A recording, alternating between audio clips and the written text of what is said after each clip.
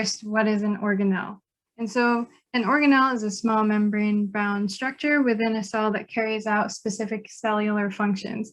And the analogy I like to use for it is like an amusement park. And so you have this big amusement park, and within each of the different, sectors, they kind of specialize in a different ride. So like, I guess the way I think of it is the rides have a particular function. And in this case, it's like we're thinking of the organelles with their specific functions within the larger eukaryotic cell. And so the major animal cell organelles that we will be discussing today are the nucleus, mitochondria, rough endoplasmic reticulum, smooth endoplasmic reticulum, Golgi apparatus, lysosomes, and peroxisomes. Oh, and this is just a diagram of like the general or the overview of all of the organelles in the cell itself in the bottom right-hand corner. But first, we're going to start off with the nucleus. So the primary purpose of the nucleus is to protect and contain the cell's DNA. And you can see in the structure, this where I'm circling with my mouse is the nucleus, and it contains the nucleolus that is responsible for producing ribosomes and contains ribosomal RNA. And the nucleolus is interesting because it doesn't have a membrane around it, which does not make it considered an organelle. So nucleolus is not considered an organelle, but the nucleus is. Nucleus here is surrounded by the nuclear envelope, and it also contains this inner membrane and outer membrane. You can see here, and then it also contains nuclear pores for the entry and exit of molecules.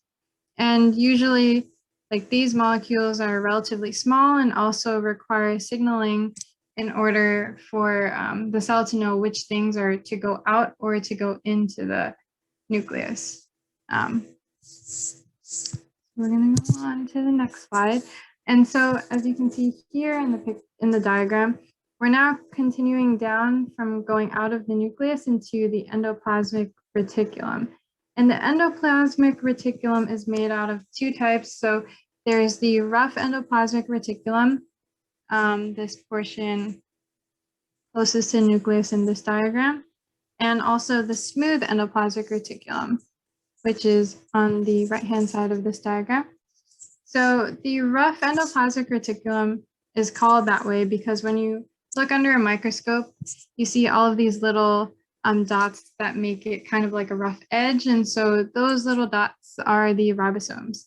And because the ribosomes are on this rough endoplasmic reticulum, it makes it the site of protein synthesis. And also for any post-translational modifications, usually regarding like the tertiary and quaternary structures to create this protein and for it to function.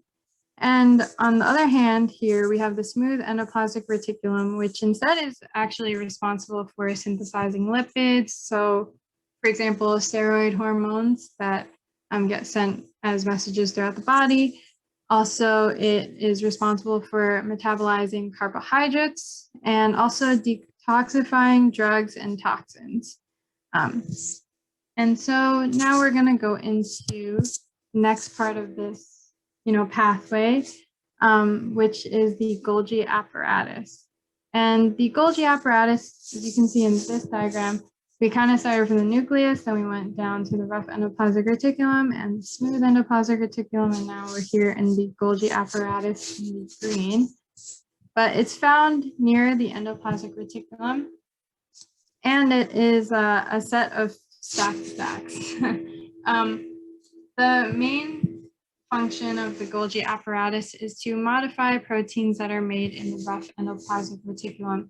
This can consist of, glycosylation,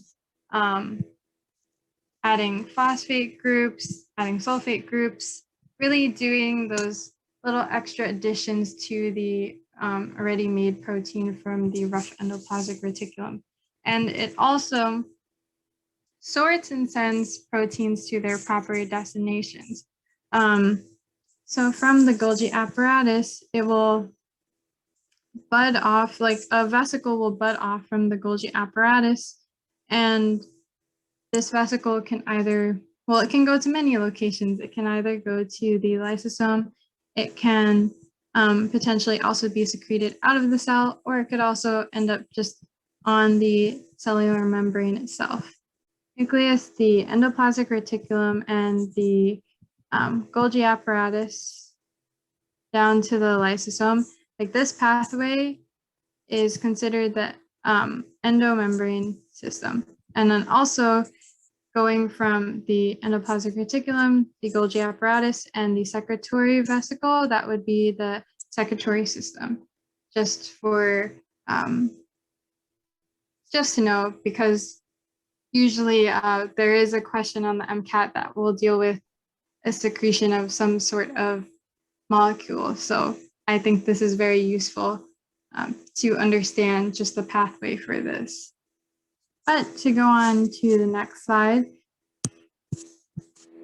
So we just finished with the vesicles budding off from the Golgi apparatus. And now we want to, so one of the locations is the lysosomes and peroxisomes. And so what the lysosome is responsible for. So you can see it budded off and it's supposed to move to the lysosome. And the lysosome is responsible for digesting various molecules with acid hydrolases and substances that are usually proteins that are released into the cytoplasm.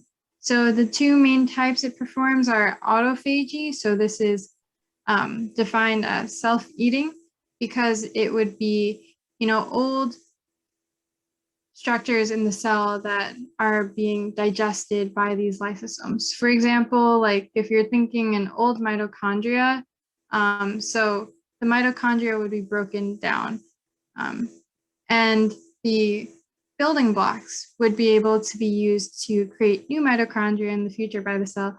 And so they're reusing all of these building blocks that are broken down from original or older structures. And crinophagy, on the other hand, is it's when extra secretions are broken down. So if the cell produces too many like steroids or hormones, then the cell will realize, oh, I created too much of this. I might as well break it down so these building blocks can be used for some other purpose in the cell. Next, we wanted to go into also the peroxisomes. And this major function is to isolate hydrogen peroxide and use catalase to break down hydrogen peroxide. And so